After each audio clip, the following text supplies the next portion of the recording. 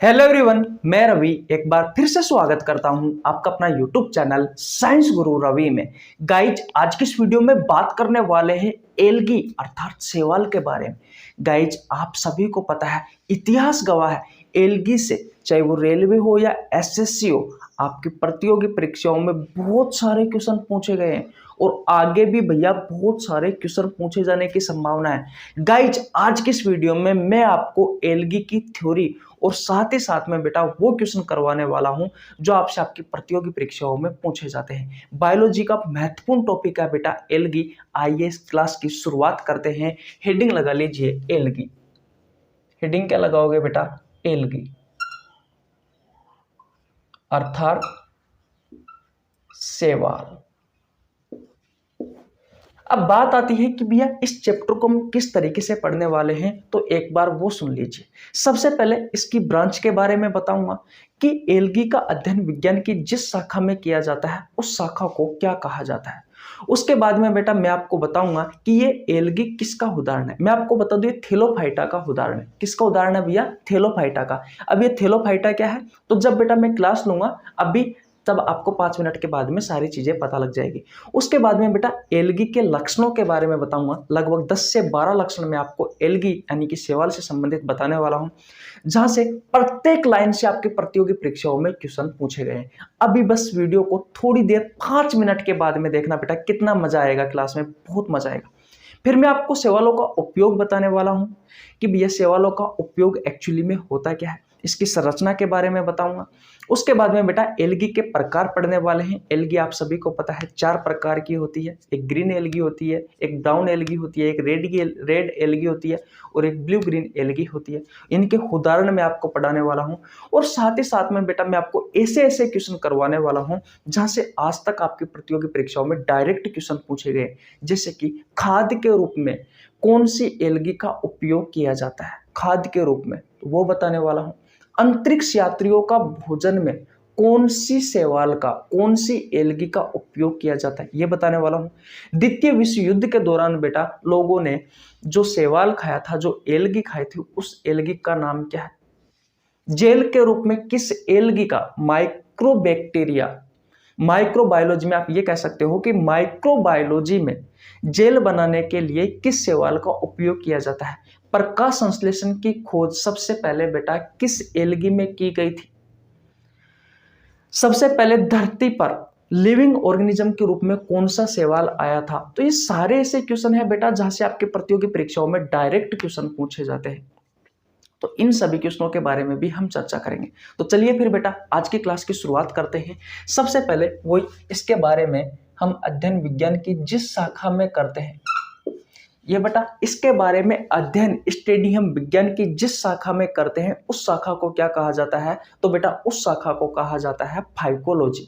मेरे साथ बोलिए बेटा, एल्गी का अध्ययन विज्ञान की जिस शाखा में किया जाता है या जिस ब्रांच में किया जाता है उस ब्रांच को कहा जाता है फाइकोलॉजी। क्या कहा जाता है? फाइकोलॉजी कहा जाता है। तो इसकी स्टडी बेटा हम जिस शाखा में करते हैं उस शाखा को कहा जाता है फाइकोलॉजी। उस शाखा को बेटा क्या कहा जाता है? फाइकोलॉजी। तो आपकी एग्जाम का पहला क्वेश्चन कंप्लीट हो चुका है कि शैवालों का अध्ययन विज्ञान की जिस शाखा में किया जाता है उस शाखा को बेटा क्या कहा जाता है? उस शाखा को भैया फाइकोलॉजी कहा जाता है। बेटा वीडियो को शुरू से लेकर के एंड तक देखना, एक एक लाइन से क्वेश्चन है, जो मैं कहता हूं ध्यान से समझना। दूसरी चीज क्या है बेटा, नोट लगाकर आपको वो चीज लिखनी है। वो क्या है बेटा? जो एल्गी होता है, जो शैवाल होता है, वो थेलोफाइटा का उदाहरण है। अब आपके दिमाग में क्वेश्चन आ रहा होगा कि ये थेलोफाइटा होता क्या है। तो सबसे पहले बेटा मैं आपको लिख देता हूं कि एल्गी थेलोफाइटा का उदाहरण है, फिर उसके बाद में हम थेलोफाइटा के बारे में समझेंगे। एल्गी थेलोफाइटा, एल्गी थेलोफाइटा का उदाहरण है। एल्गी किसका उदाहरण है भैया? थेलोफाइटा का उदाहरण है। अब बात आती है बेटा कि ये थेलोफाइटा होता क्या है, तो ध्यान से समझना। जब भी पादपों का वर्गीकरण किया जाता है, प्लांट क्लासिफिकेशन किया जाता है, तो प्लांट को सबसे पहले 2 भागों में बांटा जाता है। क्रिप्टोगेमस यानी कि अपुष्पोद्भिद पादप और फेनेरोगेमस यानी कि पुष्पोद्भिद पादप। बेटा जो क्रिप्टोगेमस यानी कि पुष्पोद्भिद पादप होते हैं, सॉरी अपुष्पोद्भिद जो पादप होते हैं, ये ऐसे पादप होते हैं जिसमें बीज भी नहीं पाया जाता और फूल भी नहीं पाए जाते। और बेटा ये अपुष्पोद्भिद पादप क्रिप्टोगेमस जो पादप प्लांट होते हैं, ये 3 प्रकार के होते हैं, यानी कि इन्हें 3 भागों में बांटा गया है, 3 फाइलम में बांटा गया है। कौन कौन सा? एक होता है थैलोफाइटा, दूसरा होता है ब्रायोफाइटा, तीसरा होता है टेरिडोफाइटा। दूसरा बात करें फेनेरोगेमस की, तो फेनेरोगेमस को 2 भागों में बांटा गया है, यानी कि 2 फाइलम में बांटा गया है, जिम्नोस्पर्म और एंजियोस्पर्म। फिर आगे जाके एंजियोस्पर्म को भी 2 भागों में बांटा जाता है, 2 फाइलम में बांटा जाता है, बाइकोट और मोनोकोट। तो अब मैं जो बात मैंने आपको बताई है, अगर आपके दिमाग में फिट नहीं हुई है तो कोई बात नहीं, आपने ध्यान से नहीं सुना है तो कोई बात नहीं, मैं आपको यहाँ पे लिख के बताता हूँ, आपको बहुत अच्छे से समझ में आ जाएगा। देखिए, प्लांट क्लासिफिकेशन, पादप वर्गीकरण। जब भी बेटा पादपों का वर्गीकरण किया जाता है या पादपों का वर्गीकरण किया गया था पहले, तो बेटा प्लांट को 2 भागों में बांटा गया था, क्रिप्टोगेमस और भैया फेनेरोगेमस।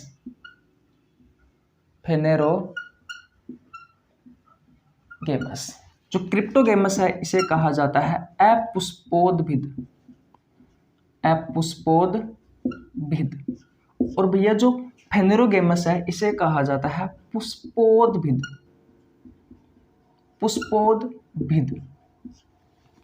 अब ये अपुष्पोद्भिद जो पादप है, ये ऐसे पादप थे बेटा जिसमें भैया बीज भी नहीं पाया जाता था और भैया पुष्प भी नहीं पाए जाते थे, यानी कि सीड भी नहीं पाया जाता था, और भैया जो फ्लावर है, जो पुष्प है, वो भी नहीं पाए जाते थे। लेकिन पुष्पोद्भिद जो प्लांट थे, ये ऐसे पादप थे जिसमें भैया पुष्प भी पाया जाता था और भैया बीज भी पाया जाता था। इतनी बात क्लियर है। तो सबसे पहले जब भी पेड़ पौधों का वर्गीकरण किया गया था, अब वर्गीकरण क्यों किया जाता है? ताकि बेटा इनके बारे में हम अच्छे से डिटेल में समझ सके, डिटेल में पढ़ सके, इसलिए बेटा क्लासिफिकेशन किया जाता है। तो सबसे पहले जब भी प्लांट का क्लासिफिकेशन किया गया था, प्लांट का वर्गीकरण किया गया था, तो सबसे पहले प्लांट को 2 भागों में बांटा गया था, 2 फाइलम में बांटा गया था। एक है क्रिप्टोगेमस प्लांट या फाइलम में आप कह सकते हो, दूसरा है फेनेरोगेमस। तो जो क्रिप्टोगेमस है वो अपुष्पोद्भिद कहा जाता है, इसे हिंदी में, फेनेरोगेमस को पुष्पोद्भिद कहा जाता है। तो बेटा अपुष्पोद्भिद में ऐसे प्लांट आते हैं, ऐसे पेड़ पौधे आते हैं जिनमें बीज भी नहीं पाया जाता और पुष्प भी नहीं पाया जाता। लेकिन फेनेरोगेमस में ऐसे, पुष्पोद्भिद में ऐसे पादप पाए जाते हैं जिसमें बेटा पुष्प भी पाया जाता है और बीज भी पाया जाता है। इतनी बात क्लियर है, किसी को कोई परेशानी नहीं होनी चाहिए। अब बेटा फिर आगे जाके इन्हें 3 फाइलम में बांट दिया गया। पहला है थैलोफाइटा, दूसरा है बेटा ब्रायोफाइटा, और तीसरा होता है बेटा टेरिडोफाइटा। तीसरा कौन सा है? टेरिडोफाइटा। बेटा इसे पी से लिखते हैं लेकिन प्रोनाउंस टी से किया जाता है। इतनी बात क्लियर है। तो बेटा ये 3 फाइलम थे, जिनमें से जो पहला फाइलम है थैलोफाइटा, जो थैलोफाइटा है बेटा, इसी थैलोफाइटा का उदाहरण आता है एल्गी। इसी थैलोफाइटा का जो उदाहरण है भैया, वो कौन है? वो है बेटा एल्गी। अब होता है हमारे दिमाग में बात आती है कि एल्गी क्या है। तो एल्गी आप आम भाषा में से काई कहते हो। क्या कहते हो बेटा? काई। आपने देखा होगा जो बरसात के दिनों में जो पत्थर होते हैं, तो पत्थरों पर भी बेटा काई जम जाती है। जो पुराने घर होते हैं, लंबे समय से जो पुराने घरों की जो दीवार होती है, उस पर भी काई जम जाती है। बहुत सारे से पेड़ पौधे होते हैं बेटा, उन पर भी काई जम जाती है। वो क्या है? वो बेटा एल्गी है। आपने देखा होगा जो समुद्री पानी होता है, उसकी जो तली होती है, उस तली में भी बेटा काई जम जाती है। साधारण पानी होता है, अगर वो लंबे समय से भरा हुआ है बेटा, तो उस पर भी काई जम जाती है। कीचड़ में भी काई जम जाती है। तो ऐसे बहुत सारी जगह पर बेटा आपको काई देखने को मिलती है, और उस काई को ही क्या कहते हैं बेटा? एल्गी कहते हैं। इतनी बात क्लियर है। तो बेटा ये थैलोफाइटा का उदाहरण है। इतनी बात क्लियर है, किसी को कोई परेशानी नहीं होनी चाहिए। जब भी प्लांटों का क्लासिफिकेशन किया गया था, पादप का वर्गीकरण किया गया था, तो सबसे पहले 2 फाइलम में बांटा गया था, क्रिप्टोगेमस और फेनेरोगेमस। क्रिप्टोगेमस क्या है? अपुष्पोद्भिद। फेनेरोगेमस क्या है? पुष्पोद्भिद। है कि नहीं है? तो अपुष्पोद्भिद कौन से पादप आते हैं? इसमें बेटा ऐसे पादप आते हैं जिसमें बीज भी नहीं पाया जाता और पुष्प भी नहीं पाया जाता। और क्रिप्टोफेनेरोगेमस यानी कि पुष्पोद्भिद में ऐसे प्लांट आते हैं जिसमें पुष्प भी पाया जाता है, बीज भी पाया जाता है। बेटा आगे जाके इन्हें 3 फाइलम में बांट दिया गया, थैलोफाइटा, ब्रायोफाइटा, टेरिडोफाइटा। तो थैलोफाइटा का उदाहरण होता है एल्गी। अब बेटा जब भी हम प्लांट क्लासिफिकेशन पढ़ेंगे इस चैप्टर के बाद में संभावना है कि भैया हम प्लांट क्लासिफिकेशन स्टार्ट कर दे, तो उस चैप्टर में आपको थैलोफाइटा के बारे में अच्छे से बताने वाला हूँ, ब्रायोफाइटा के बारे में अच्छे से बताने वाला हूँ, थैलोफाइटा के बारे में अच्छे से बताने वाला हूँ। आगे जाके ये भी 2 फाइलम में बटा हुआ होता है, जिम्नोस्पर्म और एंजियोस्पर्म, तो उनके बारे में भी मैं आपको बहुत अच्छे से बताने वाला हूँ। फिलहाल आपको समझ में आ गया है कि ये जो एल्गी होता है वो भैया थैलोफाइटा का एक उदाहरण है। थैलोफाइटा क्या है? एक फाइलम है बेटा। इतनी बात क्लियर है? यहां तक किसी को कोई परेशानी नहीं होनी चाहिए बेटा, बिल्कुल भी नहीं होनी चाहिए, बिल्कुल भी नहीं होनी चाहिए। इतनी बात समझ में आ गई आपको? ओके। तो जो नॉर्मल चीजें हैं बेटा वो तो आपको समझ में आ गई। अब एल्गी को बेटा आप काय कहते हो आम भाषा में। काय मैंने आपको बता दिया कहाँ कहाँ पर उपस्थित होती है, कीचड़ में होती है, समुद्री पानी में होती है, साधारण पानी में होती है, चट्टानों पर उपस्थित होती है, या दीवारों पर भी चढ़ जाती है, कीचड़ में भी पाई जाती है, बहुत सारी जगह पर होती है। तो इसी एल्गी के बारे में पढ़ रहे हैं, इसी शैवाल के बारे में पढ़ रहे हैं। तो ज्यादा आपको दिमाग पर लोड लेना नहीं है, बिल्कुल आसान है बेटा, बस इसके बारे में समझना है। जहां से हमारे एग्जाम में क्वेश्चन पूछे जाते हैं वो चीजें समझनी है। तो इतनी सारी चीजें क्लियर हो गई। ओके, अब बेटा हम पढ़ने वाले हैं शैवालों के लक्षण। और याद रखना बेटा ये जो शैवालों के लक्षण है यहां से भैया आपकी एग्जाम में बहुत सारे क्वेश्चन पूछे जाते हैं एक एक लाइन से। सबसे पहला जो लक्षण है वो आता है इसकी संरचना से संबंधित। एक एक पॉइंट को ध्यान से समझना बेटा। आपसे क्वेश्चन पूछा जाता है कि जो एल्गी होते हैं, जो शैवाल होते हैं, इनकी संरचना कैसी होती है। तो बेटा इनकी जो संरचना होती है वो होती है थैलोइड के समान। किसके समान? थैलोइड के समान इसकी संरचना होती है। थैलोइड के समान इसकी संरचना होती है, थैलोइड के समान। अब भाई ये थैलोइड होता क्या है और इस थैलोइड की संरचना कैसी होती है? तो याद रखना बेटा जब मैं आपको थैलोफाइटा पढ़ाऊंगा तो इस थैलोफाइटा की जो संरचना है वो भी थैलोइड के समान ही होती है, थैलस के समान होती है। और इस संरचना में ऐसे पादप आते हैं जिनमें हमें ये पता नहीं रहता कि उनकी जड़ तो कहाँ है, उनका तना कहाँ है और उनकी पत्तियां कहाँ है। बेटा हम अगर प्लांट को देख ले, उस पौधे को देख ले, तो हम ये पता नहीं लगा सकते कि भैया इसकी जड़ तो कहाँ है, इसका तना कहाँ है और इसकी पत्ती कहाँ है। और इस प्रकार का जो पादप होता है उसकी जो संरचना होती है वो होती है बेटा थैलोइड के समान, जिनमें से हमारी काई कंजी भी एक ही है। इसे हम आम भाषा में काई या कंजी कहते हैं। तो क्या आप कंजी को देख के पता लगा सकते हो कि इसकी जड़ तो कहाँ है, इसका तना कहाँ है, इसकी पत्तियां कहाँ है? क्या आप पता लगा सकते हो कि इसकी रूट कहाँ है, स्टेम कहाँ है, या फिर बेटा लीफ कहाँ है? नहीं पता लगा सकते ना। तो बेटा इनकी जो संरचना होती है वो थैलोइड के समान होती है। और यहाँ से क्वेश्चन आता है कि भैया एल्गी की संरचना कैसी होती है? तो बेटा आपको याद रखना है थैलोइड के समान होती है। पहली बात क्लियर, किसी को कोई परेशानी नहीं होनी चाहिए बेटा। ओके, दूसरी चीजें आती है भैया कि इनमें संवहन उत्तक नहीं पाया जाता। इसका दूसरा लक्षण है, इसमें जो संवहन उत्तक होता है, जो वस्कुलर टिश्यू होता है, जो वस्कुलर टिश्यू होता है, ये बेटा वस्कुलर टिश्यू नहीं पाया जाता, वस्कुलर टिश्यू नहीं पाया जाता। अब बेटा ये वस्कुलर टिश्यू जो होता है ये भी 2 प्रकार का होता है, ये भी 2 प्रकार का होता है। जो वस्कुलर टिश्यू है बेटा ये भी 2 प्रकार का होता है। वस्कुलर टिश्यू जो होता है, संवहन उत्तक होता है, ये भी 2 प्रकार का होता है। एक आपने नाम सुना होगा जाइलम का, एक सुना होगा फ्लोएम का। जाइलम, जाइलम, फ्लोएम, जाइलम और फ्लोएम, सही है? स्पेलिंग सही है जाइलम और फ्लोएम की? बिल्कुल। तो बेटा जो जाइलम होता है और जो फ्लोएम होता है ये क्या है? ये बेटा एक प्रकार के वस्कुलर टिश्यू है, एक प्रकार के संवहन उत्तक है। देखिए जाइलम क्या होता है? तो जाइलम नाम से स्पष्ट हो रहा है कि जाइलम का संबंध किससे है? जल से। और बेटा फाइलम जो फ्लोएम होता है, इस फ्लोएम का संबंध किससे है? तो इसका संबंध है बेटा फूड से, यानी कि भोजन से।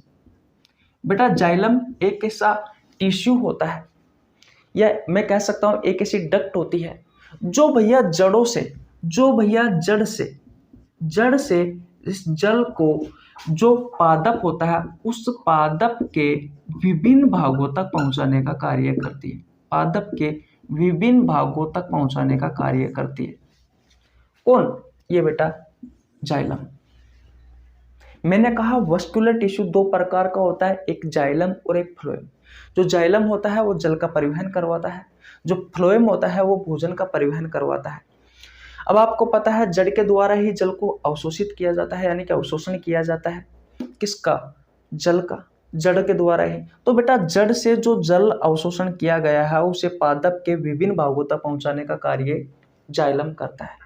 और फ्लोएम भोजन का परिवहन करता है बेटा प्लांट में, पेड़ पौधों में। आप सभी को पता है प्रकाश संश्लेषण की प्रक्रिया के तहत बेटा हमारी जो पत्तियां होती है उन पत्तियों में भोजन बनता है। तो भैया पत्तियों से लेकर के जड़ तक, पत्तियों से लेकर के जड़ तक जो फ्लोएम होता है, ये जो डक्ट होती है, ये जो वस्कुलर टिश्यू संवहन उत्तक होता है, ये भैया इस भोजन को पत्तियों से लेकर के जड़ तक पहुंचाने का कार्य करता है। अगर मैं एक छोटा सा प्लांट बनाऊं बेटा यहां पर कुछ इस तरीके से, तो देखिए जो जाइलम होता है वो जाइलम क्या करता है बेटा, भाई ये है आपकी जड़। तो इन जड़ों ने क्या किया, जो पानी है इस पानी का अवशोषण किया। ये क्या है बेटा, ये है आपकी जड़, और इन जड़ों ने पानी का अवशोषण किया। तो बेटा इस पानी को भैया ये पादप के विभिन्न भागों तक पहुंचाने का कार्य करती है। ये जाइलम क्या करता है, ये पानी को जड़ों से पादप के विभिन्न भागों तक पहुंचाने का कार्य करता है। लेकिन मान लीजिए ये क्या है, एक लीफ है, और बेटा इसमें भोजन बना है। भाई प्रकाश संश्लेषण की प्रक्रिया के तहत भोजन बना है। क्या बना है? भोजन बना है। और जो फ्लोएम होता है, जो फ्लोएम होता है बेटा फ्लोएम, ये फ्लोएम क्या करता है, इस पत्तियों में ये जो भोजन बना है प्रकाश संश्लेषण की प्रक्रिया के तहत बेटा इसी भोजन को भैया जड़ तक पहुंचाने का कार्य करता है। तो एक नीचे से ऊपर जाता है जाइलम जल को लेकर के पादप के विभिन्न भागों तक, और जो फ्लोएम होता है वो ऊपर से बेटा नीचे तक लेकर के आता है भोजन को। तो दोनों चीजें हैं, ये याद रखना। लेकिन बेटा ये रेलवे का महत्वपूर्ण टॉपिक है भैया, जाइलम और फ्लोएम, यहाँ से क्वेश्चन पूछे जाते हैं। मैंने आपको अच्छे से समझा दिया है कि जाइलम क्या होता है, फ्लोएम क्या है। ये एक प्रकार के वस्कुलर टिश्यू है, ये एक प्रकार के संवहन उत्तक है। इतनी बात क्लियर है? ओके, इनका कार्य क्या है, दोनों का मैंने आपको कार्य बता दिया। लेकिन मैंने यहाँ पर लिखा है कि संवहन उत्तक वस्कुलर टिश्यू भैया जो एल्गी होती है, जो शैवाल होता है, इसमें नहीं पाया जाता। इतनी बात क्लियर है? इसमें वस्कुलर टिश्यू संवहन उत्तक यानी कि जाइलम और फ्लोएम भैया किस में नहीं पाया जाता, एल्गी में नहीं पाया जाता। आपसे क्वेश्चन पूछा जा सकता है क्या भैया वस्कुलर टिश्यू, क्या वस्कुलर टिश्यू एल्गी शैवाल में पाया जाता है क्या? तो भैया आपको आंसर देना है नहीं पाया जाता। आपको आंसर क्या देना है बेटा, नहीं पाया जाता। आपको आंसर क्या देना है बेटा, नहीं पाया जाता। इतनी बात क्लियर है? इतनी बात क्लियर है भैया? ओके, अब इसका तीसरा उदाहरण देखिए, एक एक लाइन से क्वेश्चन बनेगा। क्लोरोफिल, क्लोरोफिल बेटा जो क्लोरोफिल होता है यानी कि जो हरित लवक होता है, ये हरित लवक भैया शैवाल में पाया जाता है। तो इसका तीसरा लक्षण हो गया हरित लवक, जो क्लोरोफिल होता है वो पाया जाता है। अब आप सभी को पता है बेटा जो क्लोरोफिल होता है वो किसमें उपयोगी होता है, प्रकाश संश्लेषण की प्रक्रिया में बेटा जो क्लोरोफिल होता है वो उपयोगी होता है। याद रखना, जिसमें क्लोरोफिल होगा वो ही प्लांट होगा, वो ही पादप होगा। जैसे एल्गी होता है बेटा, एल्गी, इस एल्गी में बेटा क्लोरोफिल पाया जाता है। क्या पाया जाता है? क्लोरोफिल पाया जाता है। तो इससे बेटा हमने प्लांट में रख दिया। लेकिन इसके साथ साथ में ये जो फंगी होता है, जो कवक होता है, जो कवक होता है बेटा, इस कवक में क्लोरोफिल नहीं पाया जाता। इसमें क्लोरोफिल नहीं पाया जाता तो बेटा इसको अलग फाइलम में रख दिया, इसके लिए अलग फाइलम बना दिया बेटा। तो याद रखना प्लांट वही है, प्लांट वही है बेटा जिसमें क्लोरोफिल पाया जाता है। प्लांट वही है, ध्यान से समझना, प्लांट वही है जिसमें क्लोरोफिल पाया जाता है। तो याद रखना जो एल्गी होते हैं बेटा इनमें क्लोरोफिल पाया जाता है। तो अब तक यहाँ से मैंने आपको 3 लक्षण बताए। कितने लक्षण बताए बेटा? 3। इनकी संरचना कैसी होती है, थैलेडॉइड के समान होती है। इनमें जो वस्कुलर टिश्यू है, जो संवहन उत्तक है बेटा, इसमें संवहन उत्तक नहीं पाया जाता। तीसरा मैंने आपको बताया कि क्लोरोफिल जो हरित लवक है बेटा, वो इनमें पाया जाता है। इतनी बात क्लियर है। चौथा इसका लक्षण क्या है? चौथा इसका लक्षण यह है कि भैया इन एल्गी की, इन शैवाल की जो कोशिका भित्ति होती है वो किसकी बनी होती है? चौथा, एल्गी जो शैवाल होता है, इस शैवाल की जो कोशिका भित्ति होती है, इस शैवाल की जो कोशिका भित्ति होती है, वो कोशिका भित्ति किसकी बनी होती है? बोलो, आंसर दीजिए। शैवाल की कोशिका भित्ति किसकी बनी होती है? तो याद रखना बेटा, सेलुलोज की बनी होती है। किसकी? सेलुलोज की। केवल सेलुलोज आए तो आंसर कर देना, वरना गैलेक्टोन्स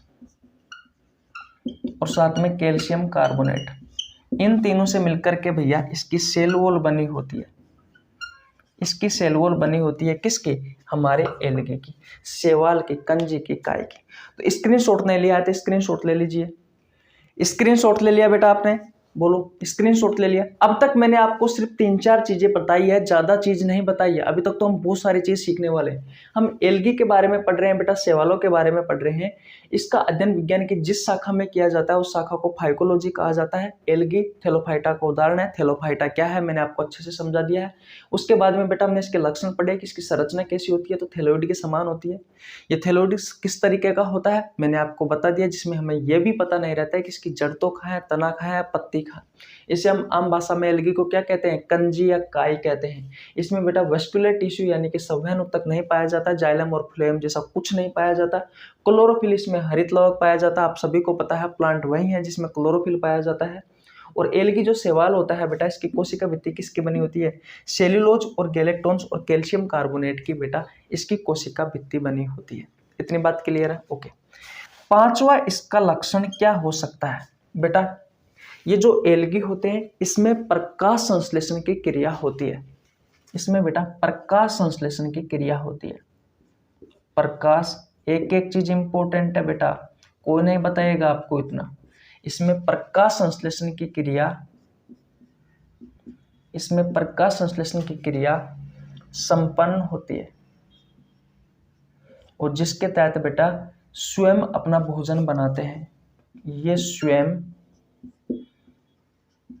अपना भोजन बनाते हैं। भाई आप सभी को पता है प्लांट में जो भोजन बनता है वो प्रकाश संश्लेषण की क्रिया के तहत ही तो बनता है। तो बेटा ये प्लांट है, एल्गी क्या है? प्लांट है बेटा। तो इनमें प्रकाश संश्लेषण की प्रक्रिया के तहत बेटा भोजन बनता है, तो इनका जो पोषण होगा वो स्वकोषी होगा। तो 6 नंबर पर लिख दीजिए कि यह स्वकोषी होते हैं। जो एल्गी होते हैं, जो शैवाल होते हैं, वह स्वपोषी होते हैं। देखिए बेटा, दो चीजें होती है, न्यूट्रिशन होता है, जो पोषण होता है वो दो प्रकार का होता है। एक होता है स्वपोषी, एक होता है परपोषी। एक होता है स्वपोषी और दूसरा होता है भैया परपोषी। स्वपोषी वो होता है जो स्वयं अपना भोजन बना ले, जैसे कि प्लांट। परपोषी वह होता है जो दूसरों पर निर्भर करता है, जैसे कि मानो हम दूसरों पर निर्भर है, हमारे शरीर में स्वयं भोजन थोड़ी ना बनता है। नहीं बेटा, पेड़ पौधों से हमें अनाज मिलता है, पेड़ पौधों से हमें सब्जी मिलती है, फिर उसे पकाते हैं, फिर हम खाते हैं। तो स्वयं अपना भोजन बना क्या हमारे शरीर में? नहीं, हमने बेटा दूसरों से लिया, तो हम परपोषी है। लेकिन जो एल्गी होते हैं, जो शैवाल होते हैं, वो स्वपोषी होते हैं। ये ऑटोट्रोप्स होते हैं। ये बेटा ऑटोट्रोप्स होते हैं। इनका न्यूट्रिशन कैसा होता है? ऑटोट्रोप्स। ऑटोट्रोप्स होते हैं ये कैसे होते हैं बेटा? ये ऑटोट्रोप्स होते हैं। इतनी बात क्लियर है? शैवाल स्वपोषी होते हैं। इतनी बात समझ में आ गई आपको? क्या यहाँ तक चीजें समझ में आई? मैंने कहा कि एल्गी में यानी कि शैवाल में प्रकाश संश्लेषण की क्रिया होती है। प्रकाश संश्लेषण की क्रिया संपन्न होती है। आप सभी को पता है जितने भी पेड़ पौधे हैं सभी प्रकाश संश्लेषण की प्रक्रिया के तहत बेटा अपना भोजन बनाते हैं, स्वयं अपना भोजन बनाते हैं। इसलिए मैंने शैवालों को स्वपोषी कहा, ऑटोट्रोप्स कहा। अब बात आती है बेटा कि भैया ये उपस्थित कहाँ होते हैं, कि भाई जो शैवाल होते हैं वो होते कहाँ हैं? तो भैया ये मुख्यतः का मतलब होता है बेटा सबसे ज्यादा। तो याद रखना बेटा, साधारण पानी और समुद्री पानी, ये दोनों प्रकार के पानी में उपस्थित होता है। समुद्री पानी में भी पाया जाता है शैवाल, और जो साधारण पानी होता है उसमें भी पाया जाता है। वैसे तो मैंने आपको बहुत सारी चीजें बताई, जैसे कि प्लांट पर भी उपस्थित होता है, चट्टानों पर भी उपस्थित होता है, दीवारों पर भी होता है कि नहीं है, बहुत कीचड़ में भी होता है। लेकिन मुख्य रूप से जो आपको याद रखना है वो याद रखना है समुद्री पानी और साधारण पानी। इतनी बात क्लियर है, किसी को कोई परेशानी नहीं होनी चाहिए बेटा यहाँ तक। अब बात आती है 8वें इसके लक्षण की। तो याद रखना बेटा, ये सिम्बायोटिक रिलेशनशिप बनाता है, सिम्बायोटिक रिलेशन बनाता है, सिम्बायोटिक रिलेशन, सहजीवन संबंध, सहजीवन संबंध बनाता है। अब भैया बात आती है कि ये सहजीवन संबंध क्या है। अब ध्यान से समझना बेटा, ये सिम्बायोटिक रिलेशन क्या होता है। इसमें दो जीव होते हैं और दोनों जीव एक साथ अपना जीवन यापन करते हैं, और इसके तहत बेटा दोनों एक दूसरों का सहयोग करते हैं। जैसे कि आप सभी को पता है बेटा, हमारी आंतों में एक बैक्टीरिया पाया जाता है जिसे हम ई कोलाई बैक्टीरिया या इस्चीरिया कोलाई बैक्टीरिया कहते हैं। तो इस्चीरिया कोलाई बैक्टीरिया और हमारा जो शरीर है वो बेटा एक साथ हमारा जीवन यापन होता है, और इसमें एक दूसरे को फायदा होता है। फायदा क्या होता है कि जो इस्चीरिया कोलाई बैक्टीरिया होता है वो हमारे शरीर में अपचित भोजन को पचाने का कार्य करता है। अपचित भोजन में बेटा ये बैक्टीरिया लग जाते हैं, ये पनप जाते हैं, जिससे हमारा अपचित भोजन है वो बेटा पच जाता है, मल के रूप में परिवर्तित हो जाता है। तो हमारे शरीर के लिए फायदा हुआ या नहीं हुआ, हमारा अपचित भोजन है उसको पचा दिया। और बेटा ये जो बैक्टीरिया है, आपने सुना होगा कि बैक्टीरिया भैया सिर्फ बीमारियां ही करते हैं, नहीं बेटा ऐसा नहीं है। बैक्टीरिया कुछ अच्छे भी होते हैं, कुछ बुरे भी होते हैं। ये जो इस्चीरिया कोलाई बैक्टीरिया है ये अच्छा बैक्टीरिया है। तो इसे भोजन कहाँ से मिला, हमारे शरीर में जो अपचित भोजन था उससे इसे भोजन मिला, हमारे शरीर में जो अपचित भोजन है वो पच गया। दूसरा देखो क्या फायदा है, ये जो इस्चीरिया कोलाई बैक्टीरिया है इसके शरीर में बेटा विटामिन के और विटामिन B12 होता है, जो हमारे शरीर के लिए महत्वपूर्ण उपयोगी होता है। तो हमारा शरीर और इस्चीरिया कोलाई बैक्टीरिया दोनों एक साथ अपना जीवन यापन कर रहे हैं, दोनों एक साथ अपना जीवन यापन कर रहे हैं बेटा। तो उसमें इस्चीरिया कोलाई बैक्टीरिया को भी फायदा और हमारे शरीर को फायदा है। तो हमारे शरीर और इस्चीरिया कोलाई बैक्टीरिया के बीच में बेटा सिम्बायोटिक रिलेशन है, सहजीवन संबंध है, जिसमें दो जीव एक साथ अपना जीवन यापन करते हैं जिससे एक दूसरे को फायदा हो। उसी तरीके से बेटा जो एल्गी होते हैं, ये भी बेटा जो शैवाल होते हैं ये भी सिम्बायोटिक रिलेशन बनाते हैं। किसके साथ में बनाते हैं, ये एल्गी भैया ये फंगी के साथ में, फंगी यानी कि कवक के साथ में, ये कवक के साथ में बेटा सिम्बायोटिक रिलेशन बनाते हैं, और ये भैया निर्माण करते हैं लाइकेन का, लाइकेन का।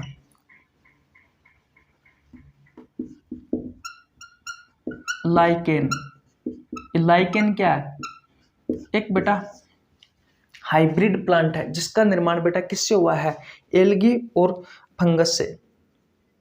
लाइकेन स्पेलिंग गलत लिख दी मैंने, लाइकेन, हाँ। तो मैंने कहा कि लाइकेन का निर्माण करते हैं कौन, एल्गी और फंगस, यानी कि शैवाल और कवक आपस में मिलकर के एक हाइब्रिड प्लांट का निर्माण करते हैं, और उस प्लांट का नाम है लाइकेन। अब यहाँ पर भैया कवक और फंगी एक साथ अपना जीवन यापन करते हैं, इन दोनों के बीच में सिम्बायोटिक रिलेशनशिप होता है। एक्चुअली में होता क्या है, जब शैवाल और कवक ये हाइब्रिड प्लांट यानी कि लाइकेन का निर्माण करते हैं, तो ये जो फंगी होता है, मैंने आपको शुरुआत में बताया था जब मैंने ये चीजें आपको बताई थी, कौन सी वाली, क्लोरोफिल वाली, कि जो फंगी होते हैं बेटा इसमें क्लोरोफिल नहीं पाया जाता, लेकिन जो शैवाल होते हैं उनमें क्लोरोफिल पाया जाता है। और बेटा आप सभी को पता है प्रकाश संश्लेषण की प्रक्रिया में क्लोरोफिल सहायक होता है। तो बेटा प्रकाश संश्लेषण की प्रक्रिया के तहत बेटा एल्गी होता है, इसमें क्लोरोफिल पाया जाता है, तो बेटा ये खाना बनाएगा, क्या बनाएगा, खाना बनाएगा। लेकिन जो फंगी होते हैं, जो कवक होते हैं, इनकी बेटा एक बहुत ही महत्वपूर्ण कार्य होता है, वो क्या है कि पानी को बहुत अधिक मात्रा में अवशोषण करते हैं।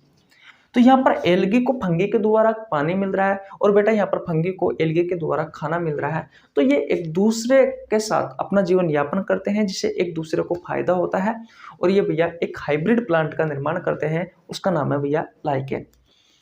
तो याद रखना जो एल्गी और जो फंगस होता है यानी कि जो कवक होता है, ये दोनों लाइकेन का निर्माण में सहायक होते हैं और ये दोनों सिम्बायोटिक रिलेशन बनाते हैं, सहजीवन संबंध बनाते हैं। इतनी बात क्लियर है? यहाँ तक किसी को कोई परेशानी नहीं होनी चाहिए। स्क्रीनशॉट ले लीजिए, अब मैं मिटा देता हूँ। एक बार और रिवीजन करवाऊँ क्या?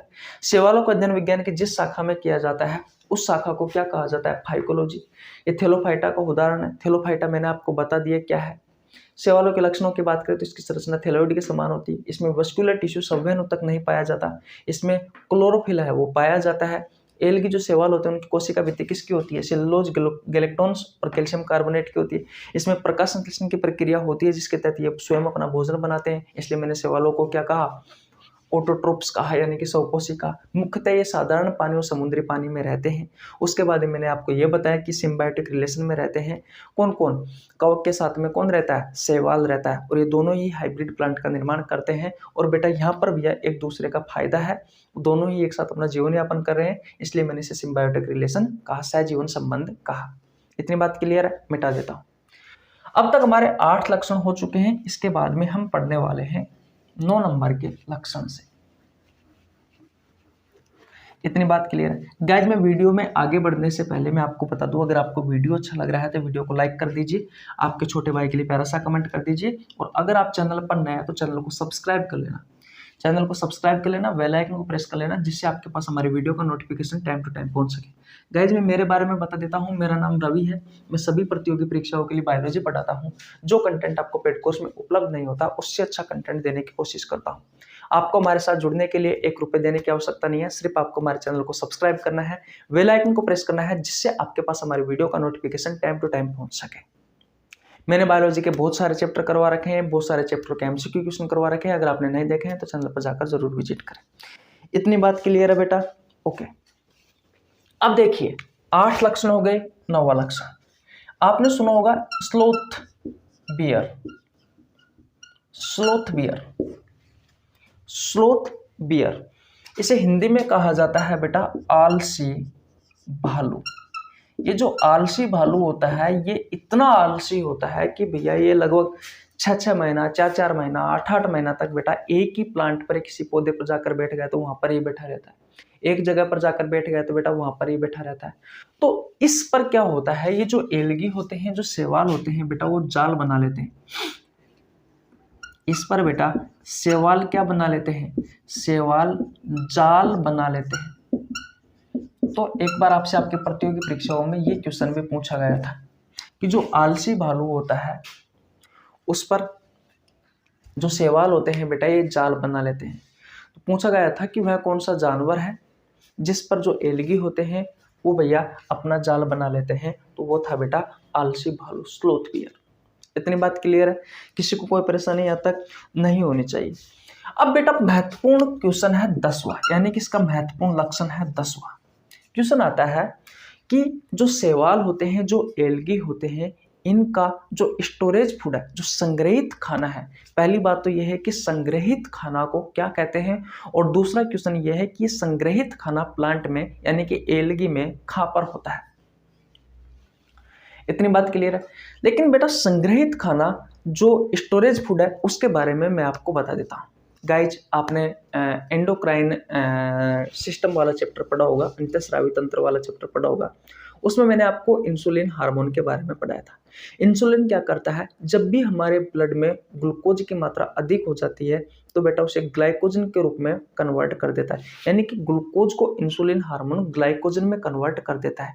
और ये ग्लाइकोजन हमारे शरीर का या जंतुओं का संचित भोज्य पदार्थ होता है, यानी कि संचित भोज्य पदार्थ, यानी कि ये बेटा स्टोरेज फूड होता है, संचित भोज्य पदार्थ होता है, यानी कि ऐसा पदार्थ होता है जब हमारे शरीर में भैया ग्लूकोज की कमी हो जाती है तो वापस ये जो ग्लाइकोजन है ये ग्लूकोज में कन्वर्ट हो जाता है। और ये ग्लाइकोजन कहाँ जाकर के स्टोर होता है, तो हमारे लीवर में जाकर के स्टोर होता है मुख्य रूप से। वैसे एक बहुत सारे टिश्यू में भी जाकर के स्टोर होता है, लेकिन मुख्य रूप से हमारे जंतुओं का या मानव का जो संचित भोज्य पदार्थ होता है वो ग्लाइकोजन होता है और हमारे लीवर के पास जाकर के ये स्टोर होता है।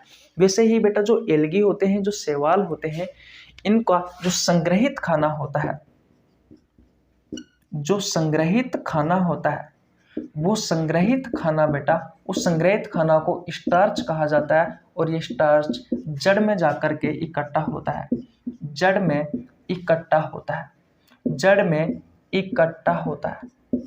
बेटा ना जाने कितने बार आपसे ये एग्जाम में क्वेश्चन पूछा गया है कि प्लांट का जो संग्रहित खाना है, ये संग्रहित या संचित भोज्य पदार्थ है वो क्या है, तो बेटा वो स्टार्च है। और ये स्टार्च क्या है, तो एक प्रकार का कार्बोहाइड्रेट है। ये स्टार्च क्या है, एक प्रकार का कार्बोहाइड्रेट है।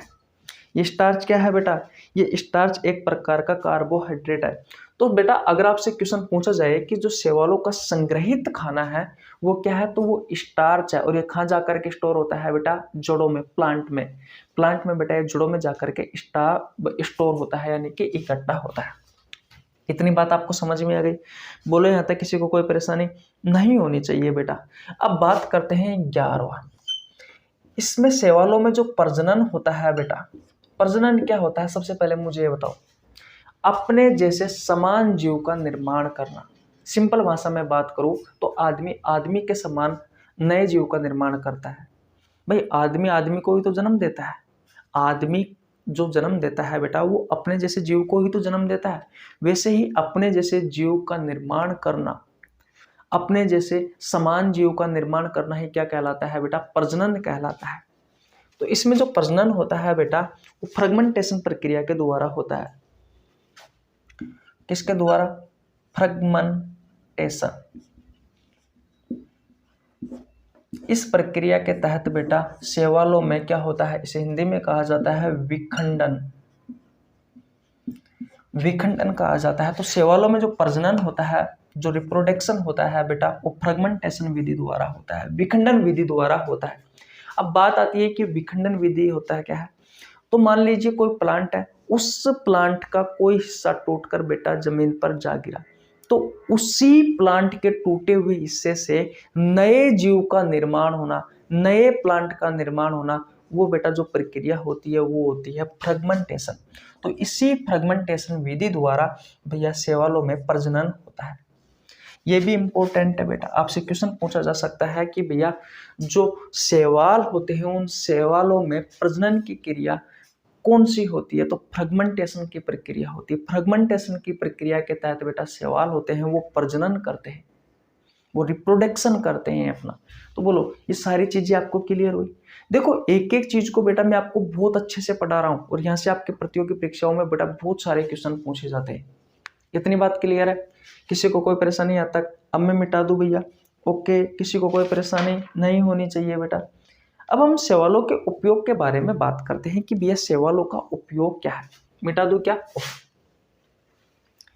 देखो भैया वीडियो को एंड तक देखना, बहुत अच्छी चीजें बताने वाला हूँ। ये जो मैं आपको थ्योरी पढ़ा रहा हूँ ये बेटा आपको लग रहा होगा कि भैया आसान है, लेकिन ऐसा नहीं है बेटा। इन्हें समझने के लिए बहुत सारा समय गंवाना पड़ता है, बहुत सारी चीजें याद करनी पड़ती है, तब जा करके बेटा ये चीजें हमारे दिमाग में बैठती है। लेकिन जो मैं आपको जानकारी दे रहा हूँ वो गारंटी है बेटा आपको पेड कोर्स में ही उपलब्ध हुई होगी ऐसी जानकारी।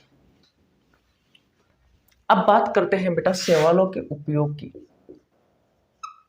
अब बात करते हैं शैवालों के उपयोग की कि भैया शैवालों का उपयोग क्या है।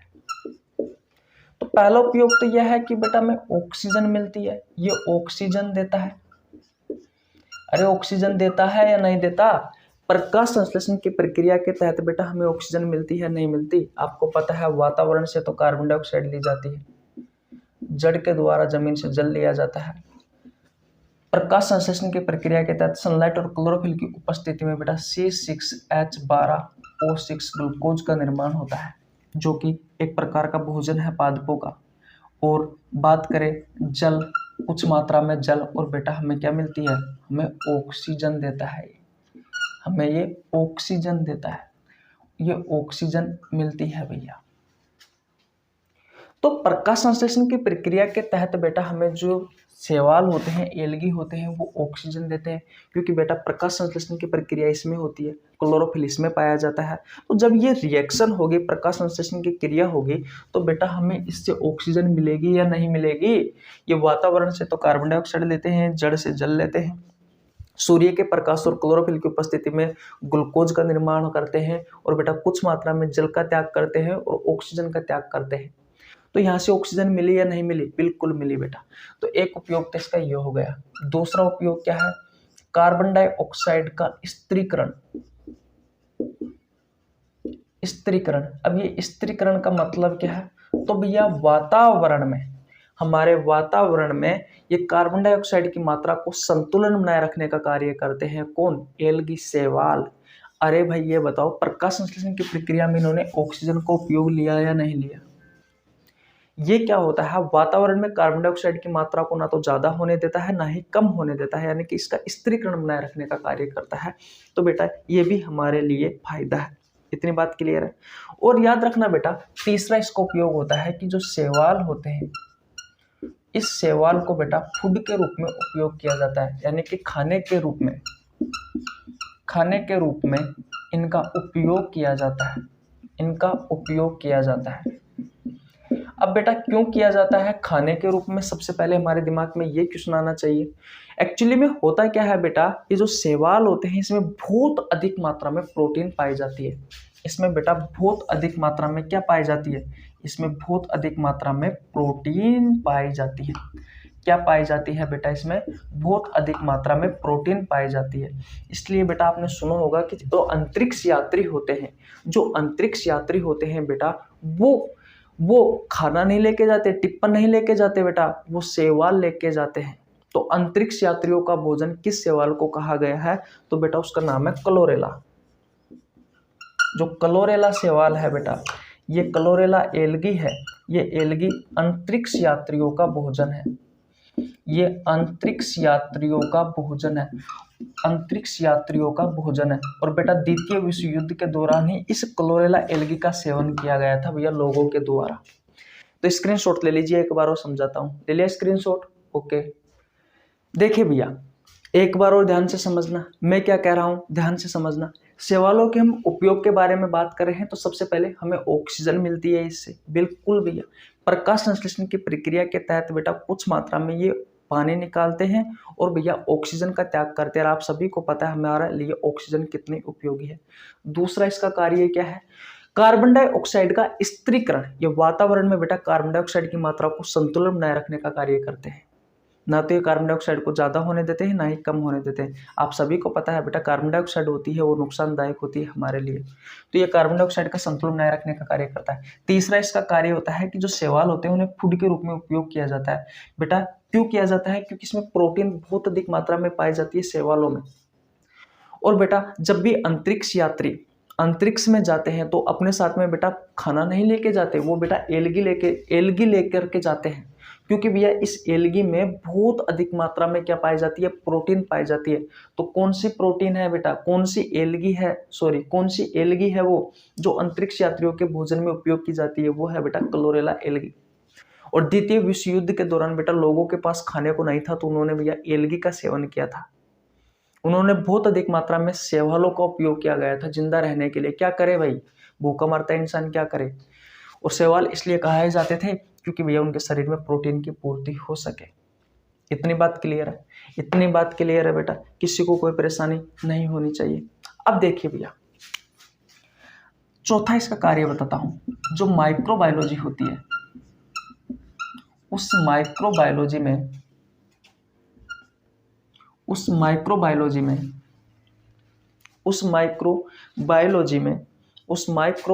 में बेटा ये जो माइक्रोबायोलॉजी है, सूक्ष्म जीव विज्ञान है, जो सूक्ष्म जीव विज्ञान है बेटा, उस सूक्ष्म जीव विज्ञान में जेल बनाने के लिए, क्या बनाने के लिए बेटा? जेल बनाने के लिए। क्या बनाने के लिए? जेल बनाने के लिए। क्या बनाने के लिए बेटा? जेल बनाने के लिए किस एल्गी का उपयोग किया जाता था? जेल बनाने के लिए किस एल्गी का उपयोग किया जाता था? यह आपसे क्वेश्चन पूछा जाता है कि माइक्रोबायोलॉजी में जेल बनाने के लिए किस एल्गी का उपयोग किया जाता था? तो एक तो है बेटा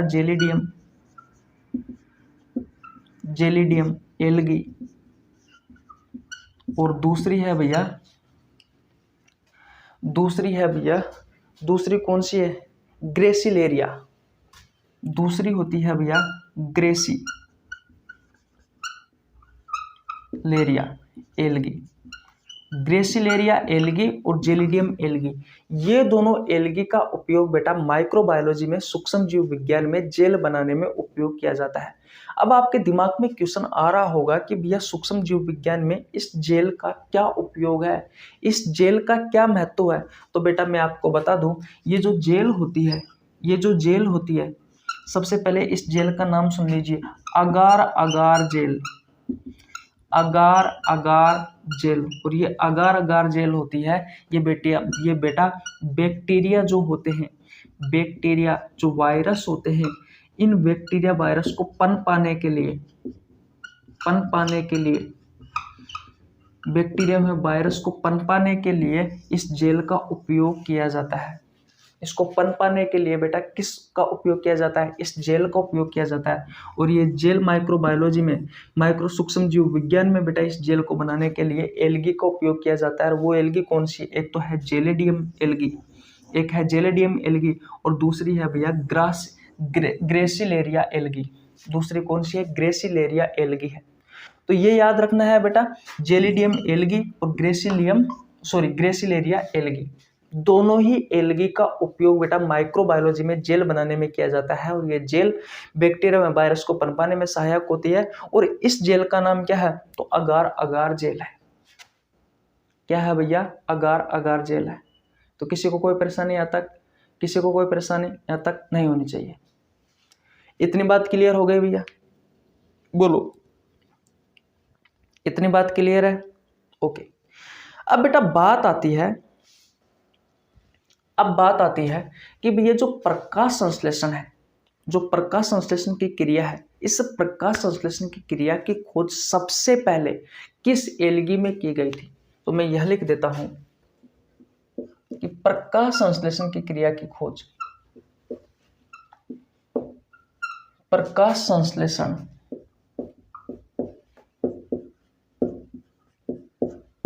क्रिया की खोज सबसे पहले किस एल्गी में की गई थी। तो आप बताइए, अगर आपको पता है तो कमेंट बॉक्स में।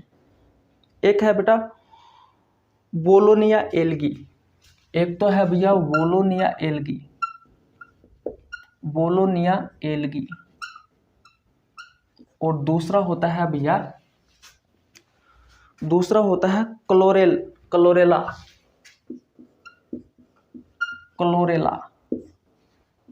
एल्गी। ये दो एल्गी है बेटा, वोलोनिया एल्गी और क्लोरेला एल्गी। एक बार देख लेना ये क्लोरेला एल्गी के बारे में। हाँ, एक तो है वोलोनिया एल्गी और एक है क्लोरेला एल्गी। इन दोनों में बेटा सबसे पहले प्रकाश संश्लेषण क्रिया की खोज हुई थी भैया इस एल्गी में। याद रखना, वोलोनिया एल्गी और बेटा क्लोरेला एल्गी। इतनी बात क्लियर है? यहाँ तक किसी को कोई परेशानी? ये दो चीजें एक बार और देख लीजिए बेटा, थोड़ा बहुत मैं भी कंफ्यूज था इन दोनों में। मैंने आपको बताया कि जो माइक्रोबायोलॉजी में जो जेल है बेटा, इस जेल को बनाने के लिए कौन सी एल्गी का उपयोग किया जाता है, तो जेलिडियम का और ग्रेसिलेरिया का। अब ये जेल क्या काम करती है, तो जेल का नाम है अगार अगार जेल। ये नाम पूछा जा सकता है। ये बैक्टीरिया वायरस को पनपाने में सहायक होती है। सबसे पहले बेटा प्रकाश संश्लेषण क्रिया की खोज हुई थी, वो एल्गी में हुई थी, वो शैवाल में हुई थी। उस शैवाल का नाम क्या है, तो वोलोनिया एल्गी है और क्लोरेला एल्गी है। इतनी बात क्लियर? किसी को कोई परेशानी नहीं होनी चाहिए बेटा। अब मैं मिटा देता हूँ और आगे चलते हैं। मिटा दूं भैया? किसी को कोई परेशानी आज तक नहीं होनी चाहिए। मिटा दूं भैया? ओके। अब बेटा हमारे यहाँ पर हमने लक्षण पढ़े, जहां से आपकी प्रतियोगी परीक्षाओं में क्वेश्चन पूछे जाते हैं। देखो थोड़ा कठिन है, मैं मानता हूँ इस चीज को थोड़ा कठिन है बेटा, लेकिन अगर आप इसे एक बार नहीं, इस वीडियो को 2 बार देख लेते हो और नोट्स बना लेते हो, तो बेटा ये चीजें अपने आप आपको आसान लगने लग जाती है। ये चीजें आपको अपने आप आसान लगने लग जाती है। देखो चीजों को समझना जब तक आपका दिमाग इस तरह है तब तक आसान है, और जैसे ही आपका दिमाग एक बार भटका, जब आपका इंटरेस्ट खत्म हुआ उस चीज में, आपको लगता है कि भैया वो जरूरी नहीं है कि हंसे। लेकिन बेटा एक एक क्वेश्चन आपकी एग्जाम के लिए इम्पोर्टेंट है, आपकी लाइफ के लिए इम्पोर्टेंट है, इसलिए वीडियो को एंड तक देखना है। मैं भी तो खड़ा हूँ पिछले 1 घंटे से आपके सामने, लगभग 50 मिनट हो गई। भाई मैं भी तो खड़ा हूं। देखिए अब बात आती है एल्गी के प्रकार। तो एल्गी के बेटा 4 प्रकार होते हैं। कितने प्रकार होते हैं? 4 प्रकार। नंबर 1 पर आता है ग्रीन एल्गी। ग्रीन एल्गी यानी कि हरे शैवाल, हरे शैवाल। नंबर 2 पर आता है भैया ब्राउन एल्गी यानी कि भूरे शैवाल। 4 प्रकार के होते हैं। पहला होता है बेटा ग्रीन एल्गी, हरे शैवाल। दूसरा होता है ब्राउन एल्गी, भूरे शैवाल। नंबर 3 पर होता है भैया रेड एल्गी यानी कि लाल शैवाल। और नंबर 4 पर होता है भैया blue green algae, blue green algae यानी कि नील हरित शैवाल या नील हरे शैवाल, नील हरित शैवाल। ये बेटा 4 प्रकार के होते हैं। इतनी बात क्लियर है? मैं पेन में साइबर लेता हूं, 2 मिनट रुको। देखिए भैया मैंने आपको बताया कि जो शैवाल होते हैं बेटा 4 प्रकार के होते हैं। एक होता है ग्रीन एल्गी, एक होता है ब्राउन एल्गी, एक होता है रेड एल्गी और एक होता है ब्लू ग्रीन एल्गी, नील हरित शैवाल।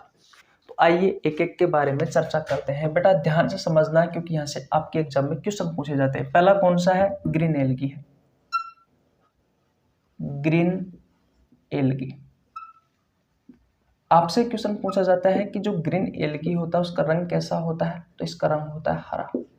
और आप सभी को पता है कोई भी रंग है किसी न किसी पिगमेंट के कारण होता है, किसी न किसी वर्णक के कारण होता है।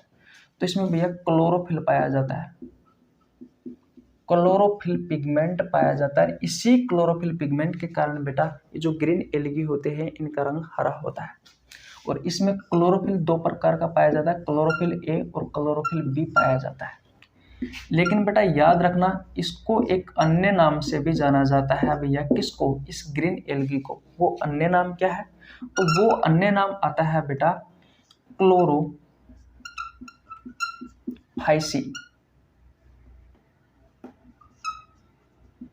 क्लोरोफाइसी वो क्या आता है बेटा? क्लोरोफाइसी। वो आता है बेटा क्लोरोफाइसी। क्या आता है? क्लोरोफाइसी आता है। इतनी बात क्लियर है? इसको अन्य किस नाम से जाना जाता है बेटा? क्लोरोफाइसी के नाम से जाना जाता है। बेटा याद रखना ये जो फाइसी होता है इस फाइसी का मतलब ही एल्गी होता है, इस फाइसी का मतलब ही शैवाल होता है। क्या होता है? शैवाल होता है। इस फाइसी का मतलब ही क्या होता है? शैवाल होता है। और इसके उदाहरण की बात करें तो इसका उदाहरण क्या क्या है? तो एक तो है भैया वोल्वेक्स और एक है कारा। वोल्वेक्स और कारा बेटा इसके 2 उदाहरण हैं। वोल्वेक्स और कारा इसके 2 उदाहरण हैं। तो बेटा ग्रीन एल्गी में आपको यही चीज याद रखनी है कि इसका रंग हरा होता है। इसमें कौन सा पिगमेंट होता है? तो क्लोरोफिल होता है, क्लोरोफिल ए और क्लोरोफिल बी होता है। और इसी क्लोरोफिल पिगमेंट के कारण इसका रंग हरा होता है। इसका अन्य नाम होता है क्लोरोफाइसी। से आप एल्गी या क्लोरोफाइसी का मतलब क्या होता है? एल्गी या फिर शैवाल होता है। इसके उदाहरण है वोल्वेक्स और कारा। तो आपसे क्वेश्चन पूछा जाता है बेटा, सबसे ज्यादा जो क्वेश्चन पूछा जाएगा वो इसके उदाहरण से पूछा जाएगा। तो वोल्वेक्स और कारा याद रखना ये ग्रीन एल्गी के उदाहरण है। किसके उदाहरण है बेटा? ग्रीन एल्गी के उदाहरण है। कॉन्सेप्ट यही रहता है, चीजें यही रहती है। फर्क क्या है बेटा? फर्क सिर्फ इतना है कि एग्जामिनर किस सोच से आपसे क्वेश्चन पूछता है। इतनी बात क्लियर है? तो बेटा स्क्रीनशॉट ले लीजिए। अब बात करते हैं ब्राउन एल्गी के बारे में। ले लिया स्क्रीनशॉट? ओके। तबीयत अभी भी सही नहीं हुई है, थोड़ी बहुत परेशानी अभी भी है, इसलिए एनर्जी डाउन है। लेकिन आशा करता हूँ चीजें आपको सारी की सारी ही समझ में आ रही होगी। अब बात करते हैं बेटा किसके बारे में? अब बात करते हैं ब्राउन एल्गी के बारे में। देखिए भैया अब बात करते हैं हम नंबर 2 पर किसके बारे में? ब्राउन एल्गी के बारे में। इसको अन्य किस नाम से जाना जाता है?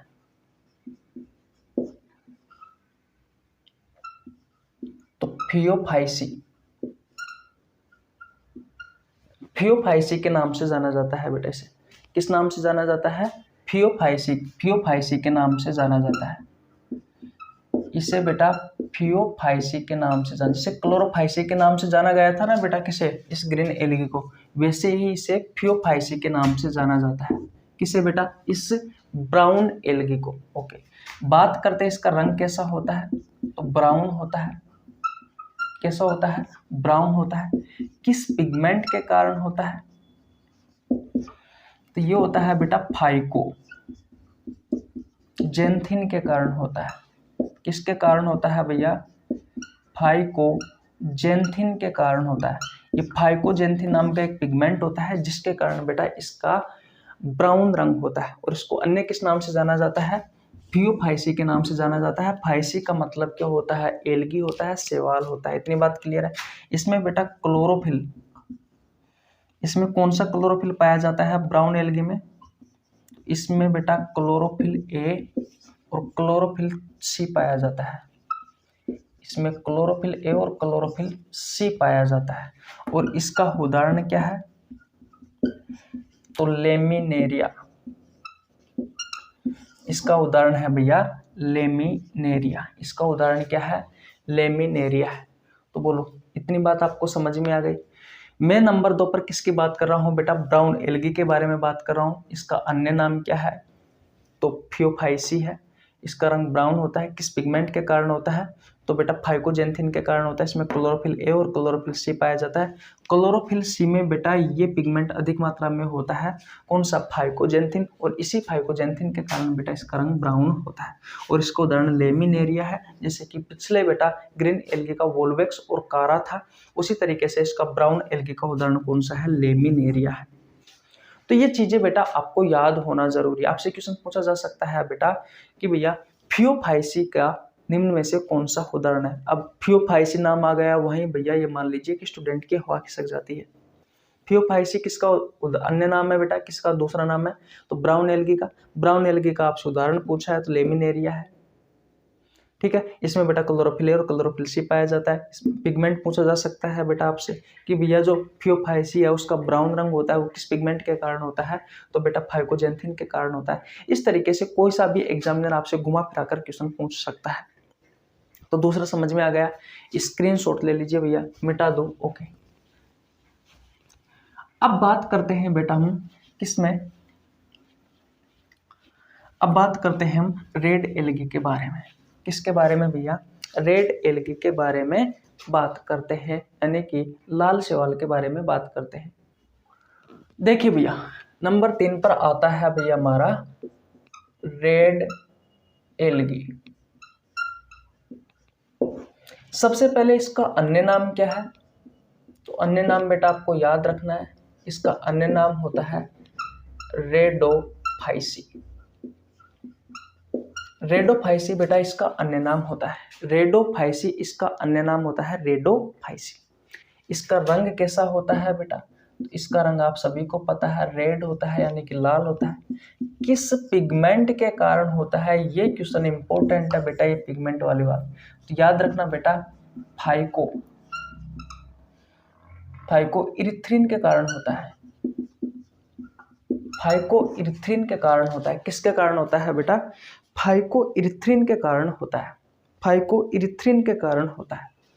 अब आप सभी को पता है बेटा, जो आरबीसी होता है, रेड ब्लड सेल, उसका रासायनिक नाम क्या है, इरिथ्रोसाइट। तो इरिथ्रो का मतलब क्या था, लाल था, और यहाँ पर भी इरिथ्रिन का मतलब क्या है, लाल है।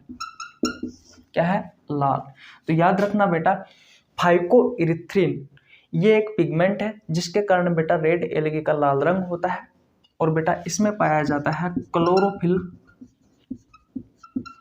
ए और बेटा क्लोरोफिल डी। क्लोरोफिल ए और क्लोरोफिल इसमें डी पाया जाता है, और इस क्लोरोफिल डी में बेटा ये फाइकोइरिथ्रिन पिगमेंट पाया जाता है जिसके कारण बेटा इसका रंग लाल होता है। और इसके उदाहरण की बात करूं बेटा, तो इसका उदाहरण कौन सा है, तो जेलिडियम है, जिसके बारे में मैं आपको पढ़ा चुका। क्या है बेटा, जेलिडियम है, जेलिडियम है। और आप सभी को पता है बेटा ये जेलिडियम एल्गी है जिसको उपयोग जेल बनाने में भी किया जाता है। क्या मैं सही बोला क्या, इस जेलिडियम एल्गी को उपयोग जेल बनाने में किया जाता है, अगार अगार जेल बनाने में किया जाता है क्या, जी बिल्कुल सही है बेटा। इस जेलिडियम और ग्रेसिलेरिया का उपयोग, ग्रेसिलेरिया एल्गी है, जेलिडियम और ग्रेसिलेरिया जो दोनों एल्गी है बेटा, मैंने आपको पिछली बार बताया कि माइक्रोबायोलॉजी में बेटा बैक्टीरियोवायरस को पनपाने के लिए जेल को बनाया जाता है इस जेलिडियम और ग्रेसिलेरिया एल्गी के द्वारा। और कौन सी जेल बनाते हैं? तो अगार अगार जेल बनाते हैं जो बैक्टीरिया और वायरस को पनपाने में सहायक होती है। इतनी बात क्लियर है? यहाँ तक किसी को कोई परेशानी? देखो बेटा, ये चीजें कठिन है, एक बार में समझ में नहीं आती बेटा, आपको वीडियो 2 बार देखनी पड़ेगी। मैं तो सिर्फ इनसे संबंधित आपको जानकारी दे सकता हूँ। तो रेड एल्गी के बारे में आपको समझ में आया। इसका अन्य नाम क्या होता है? रेडोफाइसी होता है। इसका रंग लाल होता है। इसका पिगमेंट होता है वो होता है बेटा फाइकोइरिथ्रिन।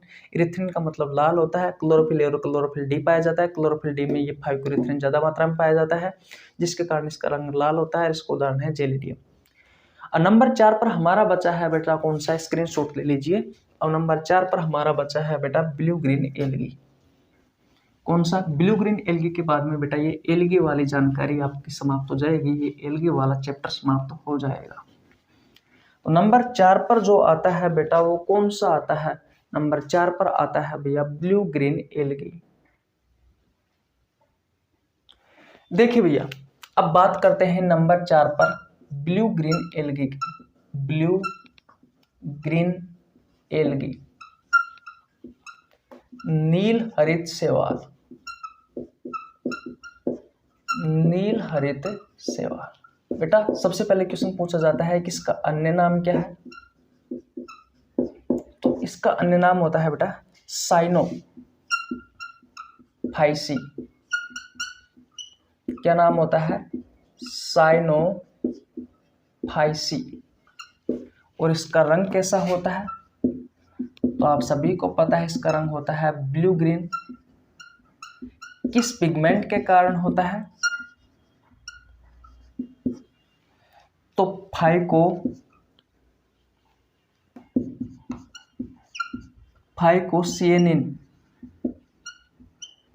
फाइकोसिएनिन पिगमेंट के कारण होता है। फाइकोसिएनिन, सिएनिन, इस फाइकोसिएनिन पिगमेंट के कारण होता है बेटा इसका रंग ब्लू ग्रीन। इतनी बात क्लियर है? फाइकोसिएनिन के कारण। और इसका उदाहरण कौन सा है? तो इसका उदाहरण है भैया एनाबिना। एनाबिना एल्गी, ये इसका उदाहरण है एनाबिना एल्गी। Anabaena algae. और याद रखना बेटा, सबसे पहले इस धरती पर जो लिविंग ऑर्गेनिज्म के रूप में आया था वो आया था ये ब्लू ग्रीन एल्गी। और खाद्य के रूप में जिस एल्गी का उपयोग किया जाता है वो एल्गी भी भैया एनाबिना एल्गी ही है। एक बार और बता देता हूँ, ब्लू ग्रीन एल्गी नील हरित शैवाल, इसको अन्य किस नाम से जाना जाता है? तो साइनोफाइसी के नाम से जाना जाता है। इसका रंग ब्लू ग्रीन होता है। पिगमेंट बेटा फाइकोसिएनिन, ये एक पिगमेंट है जिसके कारण इसका रंग ब्लू ग्रीन होता है बेटा। और बात करें उदाहरण तो एनाबिना एल्गी है। याद रखना बेटा, सबसे पहले इस पृथ्वी पर लिविंग ऑर्गेनिज्म के रूप में जो आया था बेटा वो नील हरित शैवाल ही आया था। और खाद्य के रूप में जिस एल्गी को उपयोग किया जाता है वो बेटा इसी ब्लू ग्रीन एल्गी का उदाहरण है एनाबिना एल्गी। तो बेटा मैंने एल्गी से संबंधित जितने भी क्वेश्चन आपसे आपके एग्जाम में पूछे जाते हैं वो सभी क्वेश्चन करवा दिए हैं। तो कैसी लगी आपको वीडियो? अगर वीडियो अच्छी लगी हो तो वीडियो को लाइक कर देना, चैनल पर नहीं तो चैनल को सब्सक्राइब कर लेना, बेल आइकन को प्रेस कर लेना, जिससे आपके पास हमारे वीडियो का नोटिफिकेशन टाइम टू टाइम पहुंच सके। मिलते हैं गाइस नेक्स्ट वीडियो में, तब तक के लिए जय हिंद, जय भारत, राम राम।